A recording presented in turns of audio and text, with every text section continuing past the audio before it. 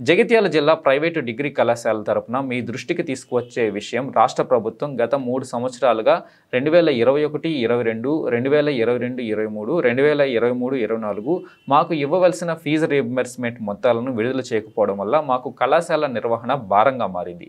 గత సంవత్సరం ప్రభుత్వం కొన్ని నిధులు విడుదల చేసి ట్రెజరీ ద్వారా టోకన్లు ఇచ్చినా ఇంతవరకు ఆ టోకన్ల డబ్బులు విడుదల కాకపోవడం వల్ల కళాశాలల నిర్వహణ కోసం తీసుకున్న అప్పులు, వడ్డీలు, అధ్యాపకుల జీతాలు, కళాశాల భవనాల అద్దెలు, ఇతర నిర్వహణ ఖర్చులు చెల్లించడంలో యాజమాన్యాలు తీవ్రమైన ఆర్థిక సమస్యలతో ఇబ్బందులు పడుతున్నాయి.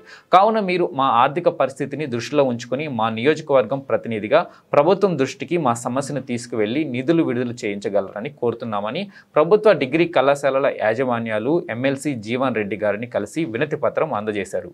ప్రైవేట్ భాషలలో నిరుపేద వర్గాలు వారి విద్యా సదుపాయం కల్పింప చేయడానికి ప్రభుత్వ బాధ్యత భావించి ఈ రీయింబర్స్మెంట్ ఆఫ్ ట్యూషన్ ఫీజే ప్రవేశపెట్టిందని.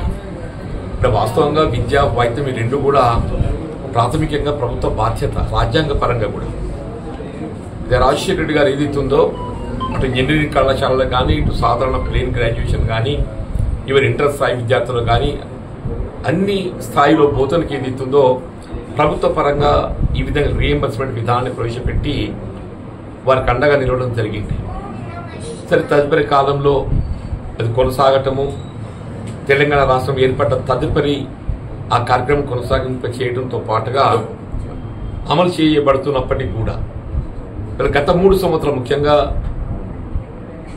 2021, 22 కానీ, 22, 23 కానీ, 23, 24 కానీ, గత 3 విద్యా సంవత్సరాలలో గత ప్రభుత్వం ఏదైతున్నదో, గత టీఆర్ఎస్ ప్రభుత్వం ఈ విడుదల చేయవలసినటువంటి యొక్క ఈ ట్యూషన్ ఫీజు రీయింబర్స్మెంట్ విడుదల చేయబడలేకపోవడంతో పేరుకపోయి ఇటు కళాశాల యాజమాన్యాలు ఏదైతుందో విద్యార్థులకు మరి వారికి కావాల్సినటువంటి విద్య పూర్తయిన తదుపరి సర్టిఫికెట్లు ఇవ్వడమే కానీ వారి కళాశాలల నిర్వహణ కూడా భారమైపోతుంది.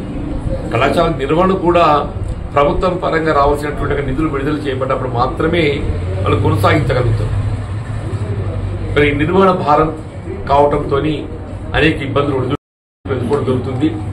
సరే, ఏదేమైనా కానీ వాళ్ళ రాష్ట్రంలో కాంగ్రెస్ ప్రభుత్వం ఏర్పడడం కొంత ఆశలు చిగురించినాయి. ఇలా గత ప్రభుత్వం ఏదైతే ఈ ట్యూషన్ ఫీజు రీయింబర్స్మెంట్ నిధులు విడుదల చేయకుండా బకాయి పెట్టడం జరిగిందో, కొత్త ప్రభుత్వం రావడంతో కాంగ్రెస్ ప్రభుత్వం పట్ల విశ్వాసం ఏర్పడింది. ఇది మమ్మల్ని ఈ ప్రోత్సహిస్తుంది, మాకు కొంత బకాయిలు వస్తాయని చెప్పాయి. ఇక్కడ వాస్తవంగా కూడా ప్రభుత్వం ఆర్థికంగా ఎదుర్కొంటున్నటువంటి ఇబ్బందులు మనకు తెలియదు కాదు.